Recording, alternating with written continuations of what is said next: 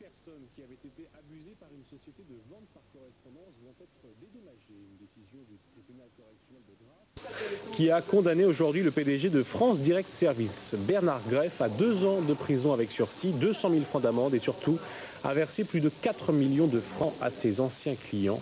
Les faits reprochés portaient sur des promesses de cadeaux. Le parquet de Paris a décidé d'ouvrir une enquête pour fraude électorale dans la 2e circonscription de la capitale, le fief de Jean-Tibéry.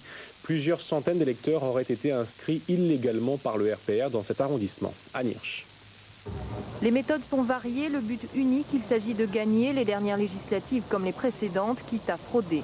C'est en tout cas ce qu'affirme le Canard enchaîné depuis plusieurs mois. La justice prend aujourd'hui le relais sur plainte d'un adversaire écologiste de Jean-Tibéry, Yves Frémion-Dannet. La plainte est portée contre X avec constitution de partie civile. Les accusations portent sur 3 ou 4 000 électeurs inscrits illégalement sur les listes de la 2e circonscription de Paris, soit près de 10% du corps électoral. Selon une enquête de l'hebdomadaire, les listes ont été gonflées, essentiellement par des électeurs habitant dans d'autres arrondissements de Paris, mais qui auraient bénéficié de logements HLM grâce aux bons soins du clan Tibéry. 3000 personnes seraient ainsi logées en HLM dans des arrondissements périphériques, tout en restant inscrites dans le 5e. Pour donner le change, on leur aurait attribué des adresses fictives.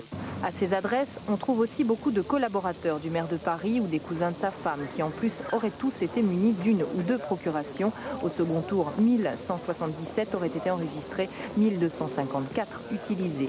Le plus troublant, les votes d'outre-tombe. Le Canard enchaîné affirme que certains électeurs qui ont dépassé le cap des 120 ans ne sont toujours pas rayés des listes, de quoi obtenir des scores frôlant parfois les 60%. Un juge d'instruction va être nommé dans cette affaire. Le dossier a été ouvert pour manœuvre frauduleuse de nature à porter atteinte à la sincérité du scrutin. Au Congo, les armes se sont tues aujourd'hui. L'évacuation des étrangers est pratiquement terminée. La mission des militaires français sur place s'achèvera dimanche soir. Et puis en Inde, le bilan ne cesse de s'alourdir après l'incendie qui a ravagé un cinéma de New Delhi. 63 morts et une centaine de blessés d'après les hôpitaux de la ville.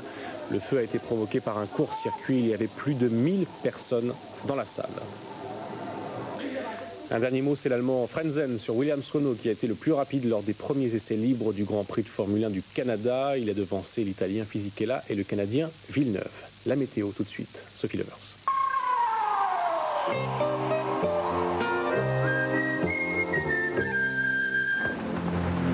Pacific Force à Nice. Mettez le temps à l'épreuve. Demain matin, le soleil dominera près de la Méditerranée, tandis que des orages se formeront sur l'Alsace et la Franche-Comté.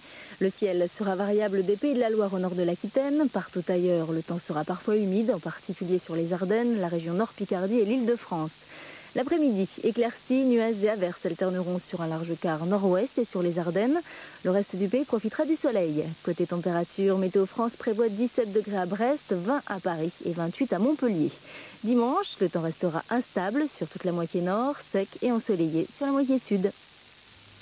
La nuit des extraterrestres continue sur Canal. Dans un instant, les maîtres du monde. Très bonne fin de soirée.